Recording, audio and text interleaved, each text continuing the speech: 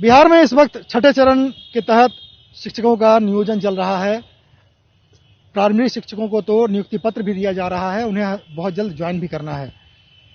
माध्यमिक शिक्षकों की जहां तक बात है तो कोर्ट के मामले को लेकर के फिलहाल वो स्थगित है और जल्द ही वो भी शुरू होगा। लेकिन जो अगला चरण होने वाला है उसका ही बेसब्री से इंतजार कर रहे हैं हजारों युवा छात्र शिक्षक अभ्यर्थी जो टीईटी या एसटीईटी पास करके इस इंतजार में है कब अगले चरण की बहाली आती है। लेकिन ये बड़ी बात होगी कि जो अब तक हुआ है पिछले कुछ चरणों में उससे हट करके इस बार 7वें चरण में बहाली की प्रक्रिया होगी। सरकार वो नई प्रक्रिया अपनाने वाली है, लेकिन इस नई प्रक्रिया में क्या कुछ होगा बिल्कुल पर्दे के पीछे है, वो सामने नहीं आ रहा है। हमारे साथ वरिष्ठ पत्रकार हैं लक्ष्मीकांत सजल, हम उनसे बात करेंगे। सर, आप तो लंबे समय से देख रहे हैं चीजों को और छठे चरण में भी नियुक्ति पत्र भी बंट रहा है शिक्षा अभ्यर्थियों को। 7वें चरण की चर्चा हो रही है, उसमें भी करीब 1 लाख से कम बहाली नहीं होगी, लेकिन प्रक्रिया चेंज करने की बात आ रही है। आखिर ऐसी नौबत क्यों आ गई? देखिए, जहां तक अंदर से बात छन के आ रही है उसमें करीब करीब ये तय हो गया है कि प्रक्रिया बदलेगी। और ये प्रक्रिया अब तक की जो प्रक्रिया हम लोगों की छठे चरण तक की है डिसेंट्रलाइज है।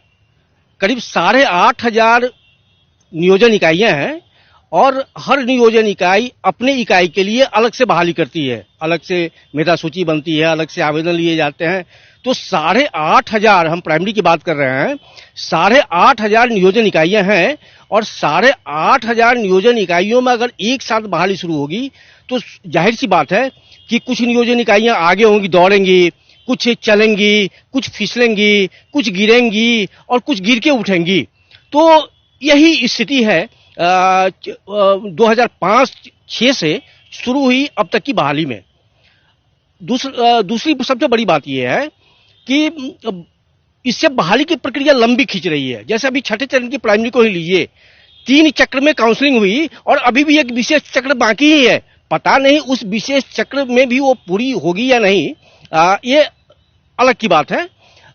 लेकिन स्थिति यही है कि हम एक साथ नियोजन प्रक्रिया, बहाली की प्रक्रिया पूरी नहीं कर पा रहे हैं, नियोजन इकाइयों की संख्या 8,500 से अधिक होने की वजह से। लेकिन एक बड़ा मामला तो एक और भी है ना इसमें। सबसे बड़ा मामला ये है कि एक तो प्रक्रिया लंबी हो गई, दूसरा कि संपूर्ण नियोजन प्रक्रिया पर उंगली भी उठती रही है। उंगली उठने का मतलब ये है कि अभी जैसे आपको पता ही है कि सारे शिक्षकों के सर्टिफिकेट्स की जांच चल रही है और जांच की लंबी प्रक्रिया पता नहीं कब पूरी होगी या ना होगी। तो शिक्षक आरोपों में गिरते रहे और शिक्षक नहीं कहेंगे, वो शिक्षकों को बहाल करने वाले जो नियोजन इकाइयां हैं, उन नियोजन इकाइयां आरोपों में गिरती रही हैं और बदनामी शिक्षकों की हो रही है। सरकार की बदनामी हो रही है। सरकार तो सारा पैसा देती है। बिल्कुल। तो इसी सब को लेके राष्ट्रीय या राज्य स्तर पर जो फजीहत हुई है, उस फजीहत से निकलने की तैयारी है।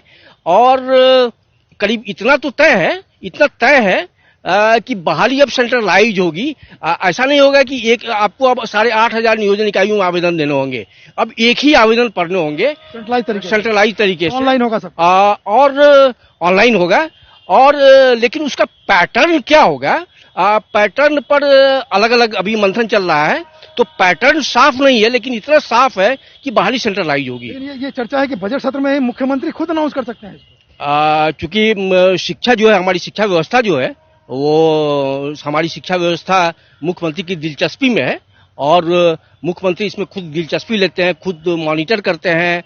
और पूरी की पूरी अब तक की जो शिक्षा व्यवस्था हमारी है, चाहे पोशाक हो, साइकिल हो या जितने भी तरह की योजनाएं हैं, वो सीधे सीएम लेवल की योजनाएं हैं। तो जाहिर सी बात है कि सारी योजनाएं, ये बहाली की प्रक्रिया जो बदलेगी उस पर अंतिम निर्णय मुख्यमंत्री का ही होगा और मुख्यमंत्री की सहमति के अनुसार ही बहाली की पूरी नई प्रक्रिया तय होगी। तो यही है। एक तकनीकी बात जो आपसे जानना चाहेंगे, क्योंकि आप लंबे समय से इसको देखते रहे, एजुकेशन को भी, और जुड़े रहे हैं इससे। जो कर्मचारी चयन आयोग है या फिर बिहार लोक सेवा आयोग है, उनसे बहाली करवाने की बात हो रही है या फिर एक अलग ये भी चर्चा है कि कोई कमेटी बन सकती है वरीय अधिकारियों की सचिवालय स्तर पर और वो कमेटी के गाइडलाइन के अंदर ही ये सेंट्रलाइज तरीके से बहाली होगी अगली? दोनों संभावनाएं हैं। दोनों संभावनाएं इस मायने में है कि बिहार लोक सेवा आयोग को छोड़ दें। बिहार लोग हालांकि आपको याद होगा कि 2003 में 2005 में बड़ी बहालियां हुई थी बिहार लोक सेवा आयोग से प्रारंभिक शिक्षकों की, और अच्छे अच्छे शिक्षक आए थे, छान के आए थे, और उन शिक्षकों पे वो विधायक थे।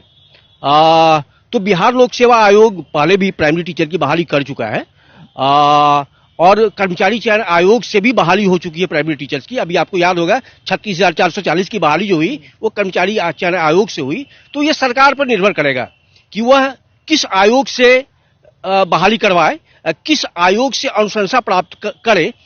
लेकिन अगर इस प्रक्रिया में चलेंगे तो एक तो संभावना ये है, वो कर्मचारी चयन आयोग की सरकार चाहे तो सेवा ले सकता है, सरकार चाहे तो अवर चयन परिषद की भी सेवा ले सकती है। लेकिन लग रहा है कि इससे अलग हटके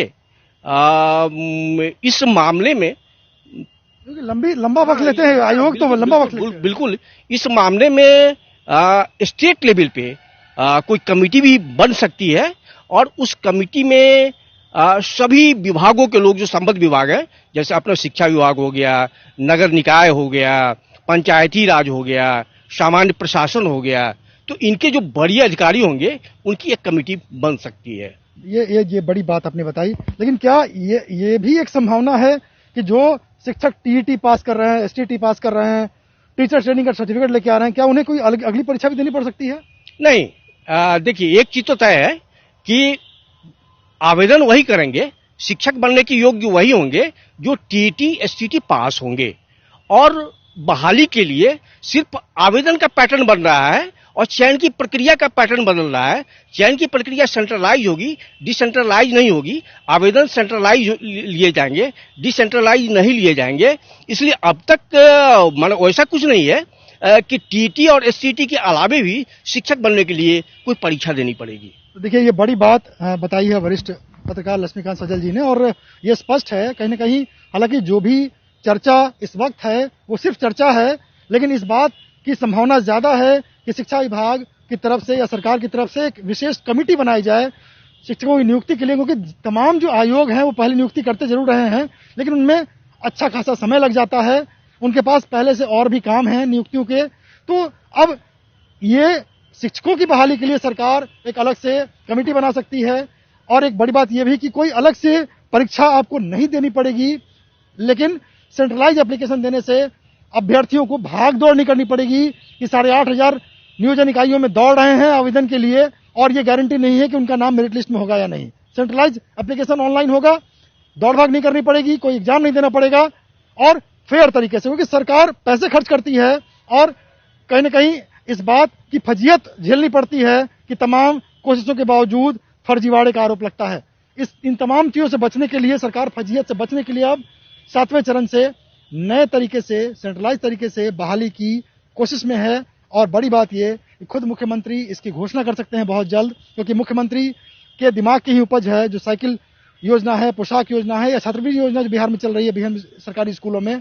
तो इसे लेकर के इस बात की भी संभावना है कि सेंट्रलाइज एप्लीकेशन के लिए जो है या नई प्रक्रिया क्या होगी शिक्षकों की बहाली में के लिए 7वें चरण से, उसकी घोषणा खुद मुख्यमंत्री करें। माध्यमिक शिक्षकों के लिए भी कुछ अलग से कैडर बनाने की या कुछ और अलग तरीके की बात हो सकती है।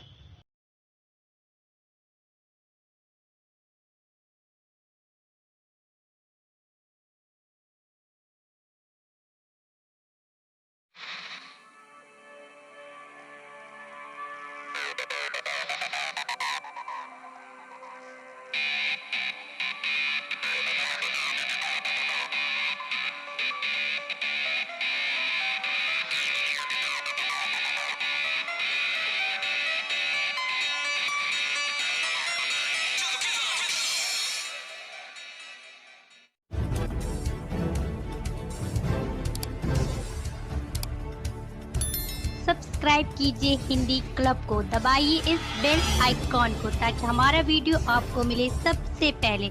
शेयर करें अपने दोस्तों के साथ ताकि वो भी इसका लाभ उठा सके। ये सब बिल्कुल फ्री है।